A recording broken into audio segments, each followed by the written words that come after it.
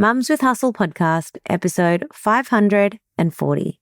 Welcome to the Mums with Hustle podcast, where you'll discover everyday mum entrepreneurs killing it in their industry.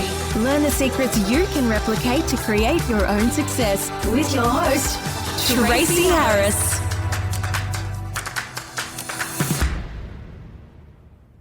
Hello and welcome back. This episode is a little bit different and I'm pumped to be able to share this with you. Actually, my team are the ones to thank because they were like, Tracy, we think that we need to rip the audio out of this and we need to share this with all the podcast community. And basically what I'm sharing with you is from my Freedom Filled Business annual virtual retreat.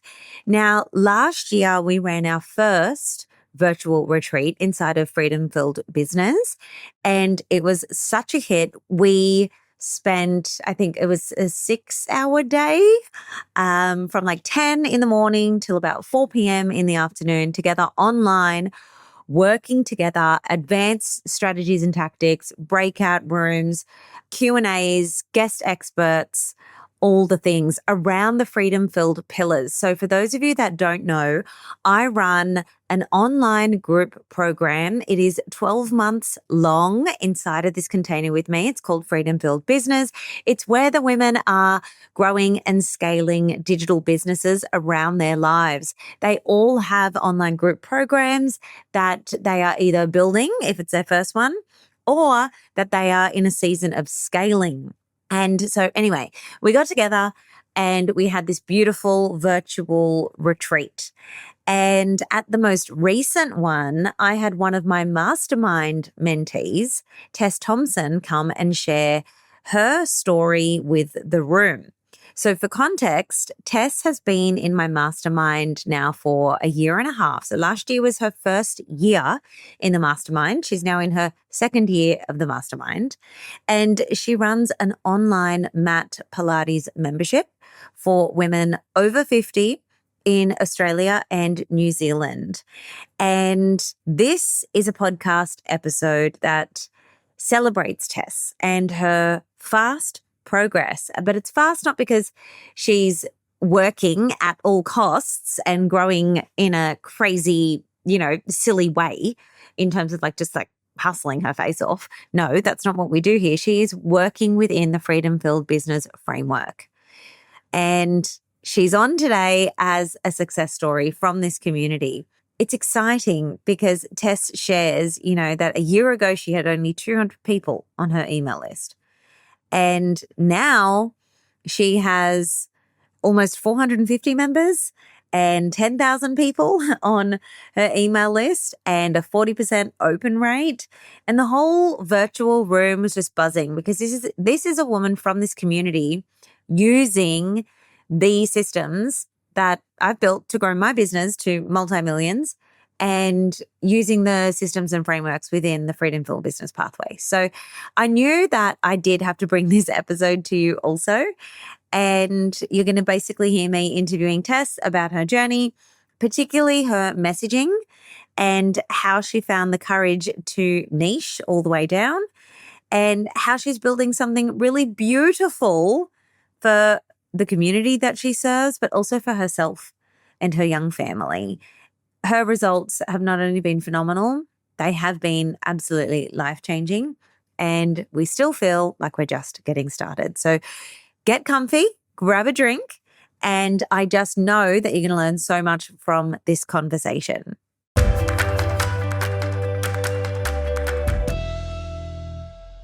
Welcome, Tess. Thank you. Thank you for having me. Tell everybody briefly about your online business. What do you have? Who do you help? And what's the product? So I'm Tess and I run online Pilates, mat Pilates over here on my right side, not Reformer Pilates. I run online mat Pilates for women over 50 in Australia and New Zealand. And I have a membership with 430 people now. Yay! That's so cool. That's so cool. Okay. And it's been a bit of a journey to get there. Also, Tess was in Bali a couple of weeks ago and I got to hang out with her and her hubby Daniel and their little girls, and we all went to dinner, Carl and the boys as well. And she even got to sit on my scooter, who I named Silver Bullet. And we did like a little bad photo shoot of like Tess on the bike with no helmet. And we were going to put it on the internet just to annoy people. But then we thought, no, we better not, because we didn't actually even really ride far. We went 2 meters just for the photo, on the sidewalk as well, on the footpath. We were just being cheeky. But anyway, she came back to Australia and she got sick.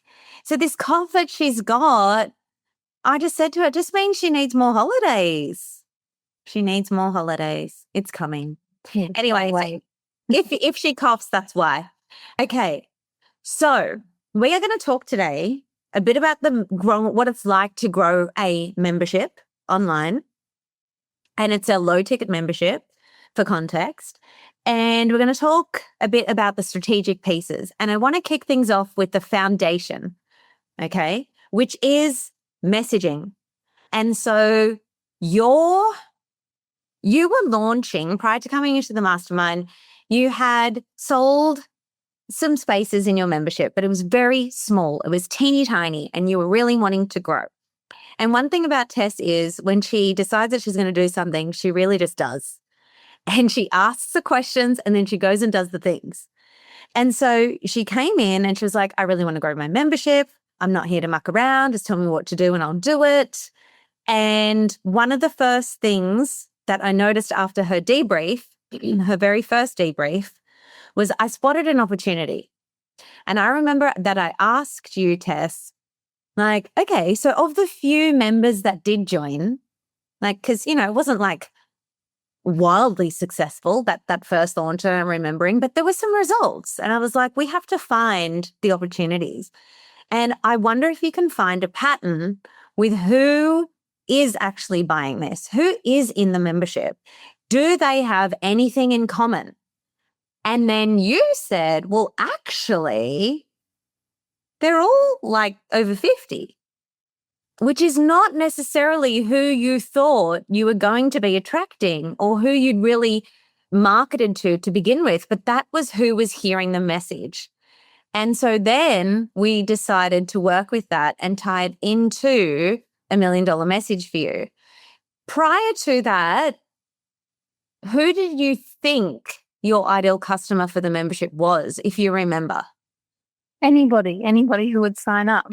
It's an ideal customer. Anybody and everybody was welcome, which is true because what I do is great for anybody and everybody. But when you market to anybody and everybody, nobody signs up because I don't think it's targeted for them. But I do remember when we talked about this, that when I think about who my ideal client is and who I love working with, it was women over 50, but I was just scared to niche into that, I think.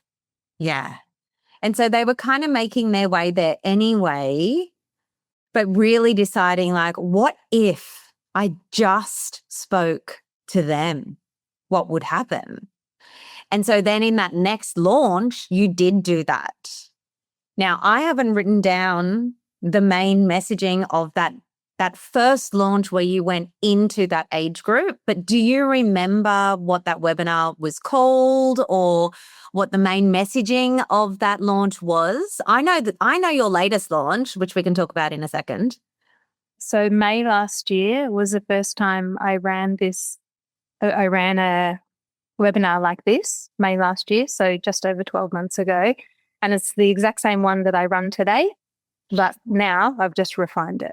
So I ran the exact same launch every time, but I've just refined it further and further each time I relaunch. Mm-hmm. Okay. So it's called 3 Simple Secrets to Moving with Ease Again.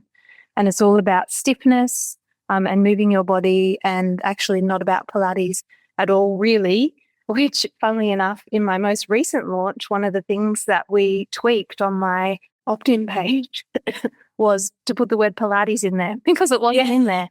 So I'm selling into a Pilates membership and didn't use the word Pilates because I had this free class that wasn't really about Pilates. It's just randomly started bucketing down outside. Oh, we can't hear it, but the heavens have opened. Yes. Yes.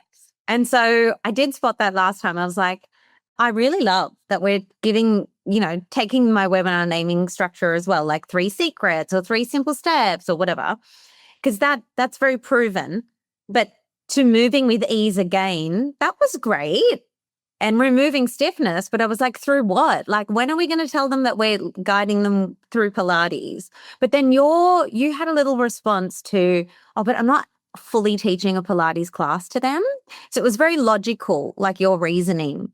And then we worked through that. And I'm like, yeah, but you're still, and do you remember how you had to reframe, or what steps did you take to reframe that to yourself to feel good about putting the word in there? I just had to think about the people who were coming in. And to me, a Pilates class is much more rigorous than what I'm teaching. But what I teach in the 3 simple secrets, one of the secrets is the movements, and the movements are the Pilates moves, but they're just very gentle, beginner style Pilates moves. So it's still got a Pilates class in there, but it's very beginner, gentle, friendly version of Pilates. So I just had to remember that it's still Pilates. It's just Pilates in a different way. Okay, cool. So there you go. The main ideal customer was niched down to who Tess truly wanted to serve. If she was brave and if she believed that there's enough of these women out there in the world, like in Australia and New Zealand, in that age group, that's a lot of potential people inside of her membership. A lot of people are so afraid to niche down when really there's a lot of people. That's still a lot of people, and people are getting older every single day. So we're always going to have people in this age group. Okay. Then there is the actual messaging, which is to remove stiffness, to move with ease again. And how are we doing that? We're doing that through Pilates. So that is where her $1 million messaging comes in. And I think Trina asked about that. Like, how are we tying our $1 million message into our launches? So you can see with Tess, it's influencing what she even calls her webinar. It's influencing all of the marketing throughout the entire launch, the pre-launch runway, every single phase of her launch. Into, you can now register for this class, into now we're nurturing people. We're just saying on repeat this messaging constantly. But there's also a lot of beliefs that your audience would have that are not helpful to them, that you kind of need to cut these beliefs and reprogram so that they're ready to step in. Can you tell us one of your audience's limiting beliefs that you have to address throughout your whole launch in order for them to sign up? One of the big beliefs that people would not sign up is because they can't get on the floor. So a lot of people love the idea of Pilates and they've always wanted to do Pilates, but they can't get on the floor. So right from the very start, from when they see my ads, I talk about the class, but I talk about that they don't have to be able to get on the floor to be able to do this class. I'll still give options throughout the class for floor, but I also give seated options and show them how they can do Pilates without getting on the floor. So I talk about that in all of my emails, my ads, my opt-in page, and in the class as well. Amazing. All right. So I am wondering, like, if you can take us back to your last launch, which was your biggest. Congratulations. Do you want to tell everybody, like, how many members did you welcome in that launch? How many classes did you teach? People love the details. Like, was it cold? Was it warm audience? All of those things. Paint us a picture. Yeah, I'd love to. And I've written down a couple of stats from my launch in May last year as well, which is really cool to compare if you'd like me to say them as well. Yes, we love a before and after. Yeah. I'll start with this one. So in my webinars, I ran 3 free classes, all the exact same class. And I've got it written down here on this piece of paper. So I had 5,879 people sign up to do the free class all together over the 3 classes. So the first class, I had 400 people turn up live on Zoom. Not all of them have their cameras on, but a lot of them did. In the second class, I had 186 people turn up live, and the third class, I had 159 people turn up live. I had a conversion rate over the classes, a 24-hour conversion rate. So with my clientele, a lot of people calculate the live sales rate, but I like to do a 24-hour sales rate because a lot of the ladies on the call don't like to do two things at once and they're worried they're going to quit the Zoom and different things. So I just like to have my 24-hour conversion rate because one person says in the chat, oh, I can't do two things at once. Can I sign up straight after? And we say, yes, you can sign up straight after. And then 10 other people say, oh, okay, I'm going to do that as well. So I am obsessed with your audience, with your members and your audience. And whenever Tess shares a win, like, you know, June can now touch her toes, or like, you know, Alexandra is now putting on her pants. Like, I just get so excited. Go the Nesties. Okay. All right. So I was going to say I had an 18% average conversion rate of 24 hours over the 3 classes, and over the launch I had 180 people sign up, and it was a warm launch. So the offering went out to the people who signed up for the free class, but the offering also went out to everybody on my email list. Shall I share how many people I have on my email list? Let's share. Exciting. Tell us. So, well, at the start of last year, I had 200 people on my email list, and now I have 10,000 people on my email list. So that's really cool. And that's mostly by just running the free class. And ever since I started with Tracy last year and we did a learning class, whatever we call them, on emails, I've started my email newsletter every Wednesday, and I think I've sent that out every Wednesday since February, March last year, whenever we did that call. When I did that call, yeah. And I currently have a 40% open rate on my newsletter. So I'm really happy with that. With 10,000 people and a 40% open rate, it's really cool. Oh, I love the stats. They're fun. I love the stats. They're so fun. And it just crushes people's limiting beliefs out there that like email's dead, no one's reading it, no one signs up for our newsletter. No one signs up for your newsletter because your messaging sucks. And it's really cool also because— That sounds so harsh, but it's true, right? If you're sending good stuff, they're going to open it. And so instead of saying this doesn't work or this isn't true, it's more of a this isn't working for me yet because I have some knowledge gaps and I choose to fix it. Mm-hmm. Very different. Yeah. What were you going to say, Tess? I was going to say it's really cool because on social media, I have 4,000 followers, but on my email list, I have 10,000 people and 4,000 of them are opening my emails. So it's like, yeah, it's cool. I know. And so let the people who think, look at her Instagram, that aesthetic, like you could fix that. That is people placing too much emphasis on the wrong things. So we want you to grow a business. And in the beginning, when people are starting a business, they will give Instagram far too much weight because we do need an audience and it is important for a period of time. But there comes a period of time where you've almost conditioned yourself far too much into being an Instagram business that you forget that you have an actual business. And so when you start behaving like it's an actual business, you start looking at the activities that you are doing as a leader in your business. Now, I can say Tess is choosing to place her attention, her focus, her resources more so on the business generating activities than she is on playing dress up as a business owner, just being a content creator.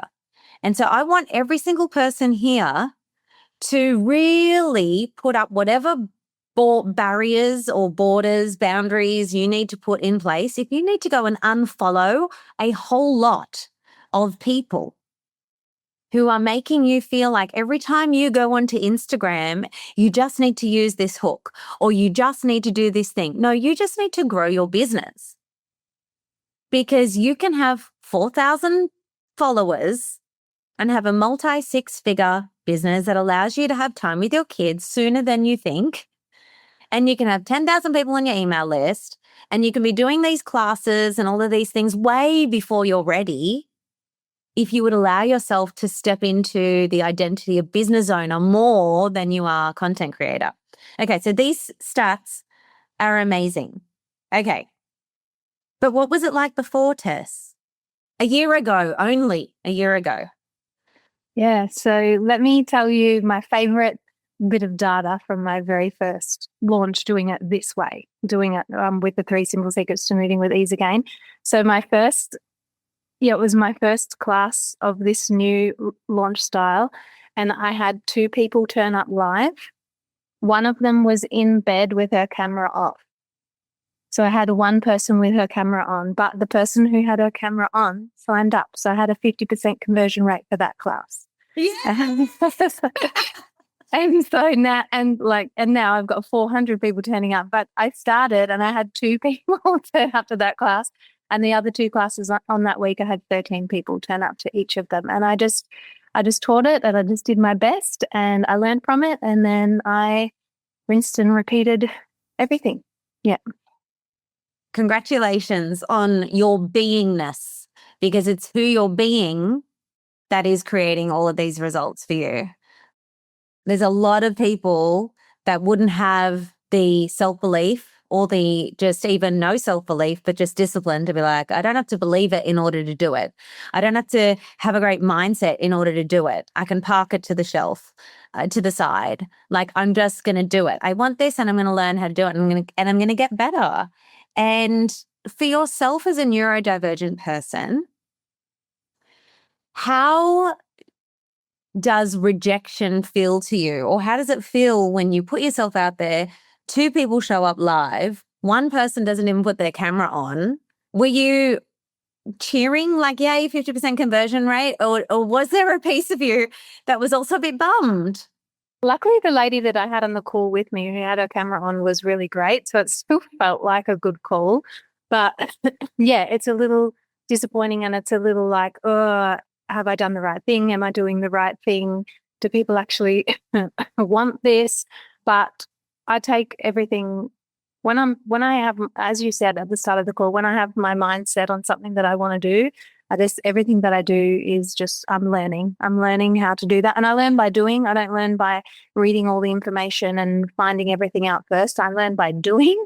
So I'm used to learning and failing or learning and then picking up the pieces and doing it all over again. So I would have felt a bit flat, but not too bad. Yeah.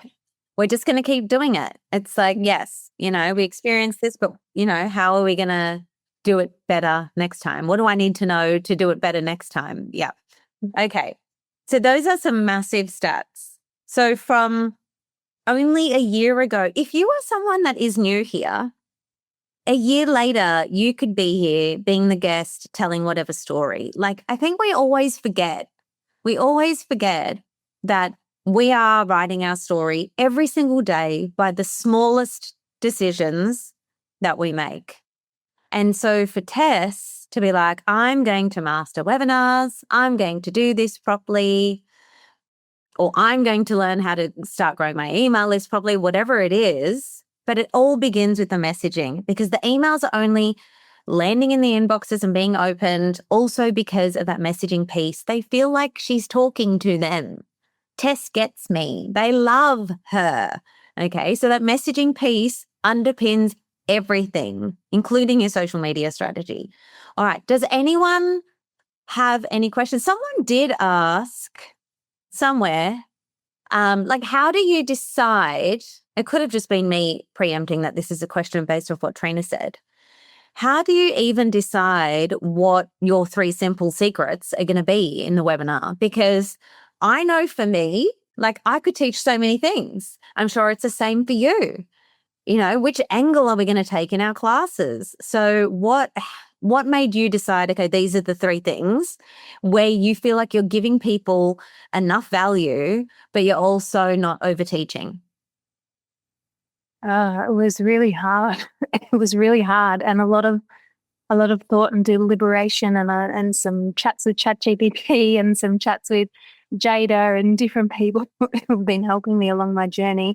And when I decided on it, I didn't know. I didn't know if it was going to work or not. I just hoped it was going to work and resonate. But I just thought about what's something really simple that we can solve in one session? What's something that we can prove to them in one session that they have a result at the end of it? I can shift these ladies' stiffness in one session and get them to feel something and prove something to them in a really short amount of time. So they get a win on the call. So I had to make it small enough that I could prove something to them. And then I just had different ways of, the 3 secrets are just about stiffness, and they're just different ways to approach stiffness. So there's, what's my first one? What stiffness is and why it happens. And then the movements that you can do to help shift that stiffness. And then the third one is what consistency really looks like. So it's about just trying to bust some myths within the class as well. So if they're thinking, no, I can't do it because of this, this, and this, you're already hitting on lots of those points throughout the class, so that by the end of it, there aren't really that many questions about can we change the stiffness, because that's already been proven to them. But then they just have questions about, okay, how do I sign up? What do I do next? And then we have the next steps ready for them. So just a nice, really small thing to solve that they can get a win on. But yeah, we didn't know that it was actually really going to work and land until we did it, or until I did it. I hope everybody wrote that one down. Like, what's one thing I can solve, or like one thing, like an instant win. If a class can solve an instant win, then it creates belief in them, belief in you. Because remember, like I always say everyone's a skeptic until they're a believer. Belief in you, and then belief in the thing that you're offering them. So you've got to create webinars or any launch. It's just about creating belief shifts. And in a webinar, you're doing it in like one tight little container in a really beautiful experience. Tracy, I just saw a really good question in the chat. Yeah. Of Jasmine, how do you really get to know your ideal client? And I think I like to give a little bit more context on this for me, if that's okay. If you don't know me, you don't know that I used to be a myotherapist as well. So I used to work one-on-one with a lot of these ladies, and their main thing that all of them needed was not more myotherapy treatments. It was to move their body and start exercising. And this whole thing that I've come up with my membership is all based from that, from these beautiful ladies that I used to work with one-on-one. I knew what their problems were. I knew what they needed. And I needed to go home and be in their lounge rooms with them so that they'd actually do the things that I wanted them to do. I wanted them also be doing Pilates, but they wouldn't go out and sign up or join a class. So I made this membership especially for them. So that's how I know them so well. But then going forwards from that to do with my messaging even further is during the classes, during the classes in the chat, afterwards in the emails, on my email list, people write back to me because they don't see me as a business just sending them out random information. I actually build a connection with all of these people through my emails in different ways. So people actually writing back. We spend so much time replying to emails, but we love it. But that's how we get to know people, and that's how we get to know what they need. And we get little snippets, and that's how I came up with, yes, women over 50, but women over 50 in Australia, because I had people comment back to me saying, I'm so glad you're Australian. I get targeted by all these overseas companies. I just wanted somebody who's actually from here. And people who are saying, I'm so glad you're real. You're not AI. They've been targeted. They've been scammed, and they just want someone who's real life. And we're just getting all these little bits of information from actually interacting with our audience and talking to them and going off the feedback that they give. So, but it all started from my one-on-one myotherapy clients. Yeah. I would say deep listening to the people that were there. And again, instead of having emails come back and be like, oh my gosh, like, oh, I've got to get to my emails. It's like, what a blessing to get email replies. Let me read June from Canberra and see what she's struggling with. Ah, I get it. She wants to be able to get on the ground and play with her grandkid. Okay, I'm going to take her words. I'm going to put them in this little file over here, and I'm going to create content that is helpful to June, that literally puts her words back in front of her. But we can only do this when we, I guess, have a regulated enough nervous system to not be, oh my gosh, so many emails, so many DMs, and a bit like rushy, potentially resentful, wanting replies, but then you get them and then you feel overwhelmed. It's like there are so many clues around you at any point in time that tells you everything you need. So the more, one of my mentors, my friends, he says, James Wedmore, he says, the reason he's so good at his messaging, which is where I learned messaging from, the reason he's so good at his messaging is because he is just willing to have more conversations with his ideal customers than anyone else who is his competition. He's like, I just have a lot of time for people and I love them and I am deeply curious about understanding them. And I'm willing to get on the phone and talk to them. I'm willing to talk to them in the street at the cafe. I'm willing to talk to people that have been in my programs and left. I'm willing to talk to people that are still there and renewing. I'm willing to talk to people at all stages of the game. I'm not too good to talk to someone. I'm not too busy to stop and listen. He's like, so all it is that I am just 100xing all of the conversations that other people are trying to avoid because they're trying to just be faceless or they're too busy to talk to their people. And it comes back to what I said this morning. It's about the people that you see winning or you. You know, you're only winning because you're willing to do things that the majority of people who want what you want are actually just not prepared to do. So in Tess's case, it's like you get on the phone as well, don't you, Tess, with some of your ladies before they join. Let's talk about that because no one, you know, people are usually like, oh no, I don't want to be available.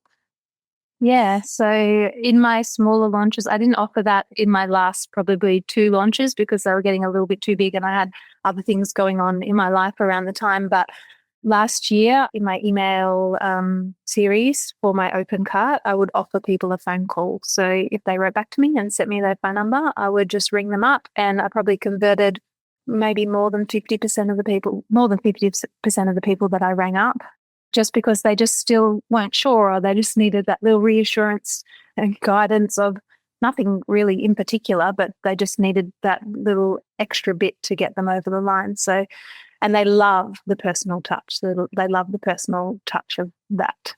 Yeah. Oh, your audience, like some of your ladies would just be like, why doesn't anyone want to talk on the phone anymore? You know, it's just so nice to have a chat. Oh, thank you so much, Tess. I'll go ahead and sign up now.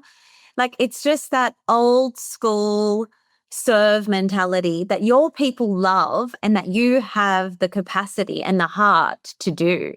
So, you know, these are little secret strategies. I'd say probably my membership is mostly 60s and 70s people. Oh gosh, what did I see the other day? Oh, I can't remember, but it's like when you talk about over 50s stuff, the people who are 50, their ears aren't pricking up that much because the people who are in their 50s, a lot of them are not actually stiff and sore. They're feeling okay. But that's okay because some of them are feeling stiff and sore, and that's who I'm talking to. And of course, the people in their 60s and 70s who are starting to feel a little bit slower or a little bit older. I don't call anybody old, and I get in trouble for even talking to people over 50 because I'm not 50. But that's who I'm talking to, and I'm attracting a lot of people in their 60s and 70s as well. So, yeah, I'm not calling anybody old, but that's just the age group that I'm working with. Yeah. And funnily enough, Tess is also being called out by people that are in that age group of like her members, like 50s, 60s, 70s, saying, what qualifies you to teach our age group? You young whippersnapper? Okay. Well, what did you say to that? You turned it into content, which is what we do. What did I say to that? I said, I can't even remember. I had a couple of points about it that if I waited until I was 50 to be able to teach people who are over 50, then there's just not going to be enough people who are over 50 teaching people over 50 because then I'm going to retire and you're going to be left on your own. And I had somebody reply and tell me a really great comeback, which was a gynecologist doesn't have to be a woman to be a gynecologist. So why do I have to be over 50 to teach over 50? So you don't have to be the thing to teach the thing, and Yeah. has a lot of qualifications to be able to teach the thing as well. Leanne says, can you help this 40s girl? Lol. Yeah. Yes. Basically people And that then- feel like they're not moving. Exactly. We have people who are under 50 in the membership as well. And just like me, I love moving like this. And we have a handful of people who love moving like this too. And I have a couple of men as well. I don't discriminate. Yeah. We're going to move into our Q&A, but I have one more question for you. Growing always requires us to stop doing certain things, or to stop entertaining certain conversations, or stop thinking in a particular way. So what did you have to start saying no to in order to start saying yes to this level of growth? Because it's very, very fast to go from 1 year ago of doing a launch and having one person join to doing a launch and having over 170 people join only a year later, and having, close to getting up to that 500 member mark. It's a big jump. So I'm willing to bet that you had to say no to some things in order to grow. What has that been? Saying no to trying to remember every single little thing that's going on in my business. So this time last year, it was just me, and I had a VA doing just a couple of social media tasks for me each week, hardly anything. But now I have, gee whiz, did I have my instructor? I might have had one instructor as well last year teaching a class. I can't remember properly. I think I did. So now I've got 3 instructors plus me, and I've got one of my instructors trained up to do emails and a Sunday email, and she's our community manager as well. She's really good. And I have a VA doing 8 hours a week at the moment for me. So my biggest thing that I just had to let go of was just trying to remember and be all over everything, and learning to delegate and to trust that my staff can do the things that I've asked them to do, and learning how to manage my staff are the biggest sort of changes that I've had to implement. Yeah. Most recently, mostly this year. Yeah. Yeah. And I will say for the most recent, well, probably this year, I've seen a shift in the questions that you ask as well in the mastermind or at our retreats or in our hot seats. They're very leadership oriented. It's very, who should be my next hire, or what do I do in a case where this comes up, or, implementing some of our team and leadership processes or hiring processes, or what sorts of things can I start to expect as the business grows so I can be prepared for that. These are the sorts of conversations that we're talking about, now versus just surviving a launch, which we love seeing for you. Yeah, I think I've nailed how to run the launch now, and now it's into all of the other things that come with running a business. Imagine saying that. Imagine saying, I think I've nailed how to run a launch now. Oh, how nice. It is the best. It's okay, now I can just get on to making the program better, serving the people better, running a beautiful team.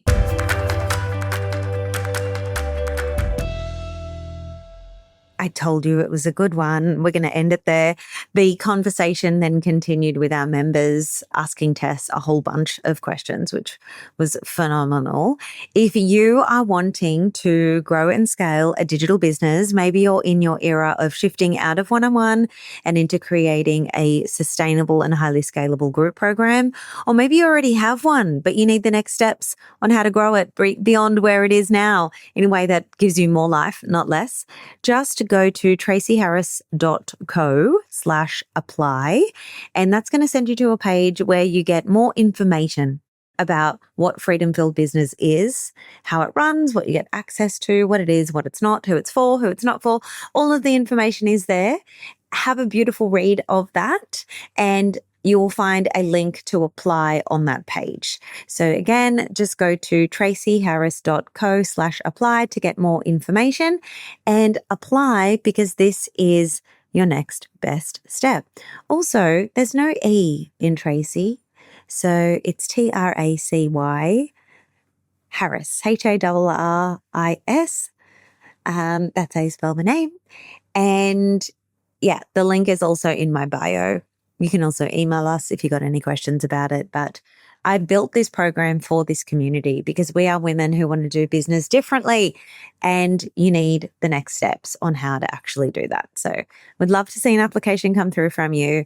We celebrate Tess. How awesome is she? And all of the women that are achieving amazing things in this community. I'll see you next week on the podcast. Bye-bye.